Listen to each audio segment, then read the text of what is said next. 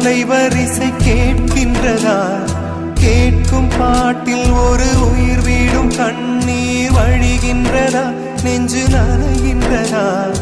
இதயம் கருகும் ஒரு வாசம் வருகிறதா? காற்றில் கண்ணீரை ஏற்றி கவிதை செந்தேனை ஊற்றி கண்ணே உன் வாசல் சேர்த்தே போயும் ஜீவன் ஓடும் முன்னே ஓடோடிவா.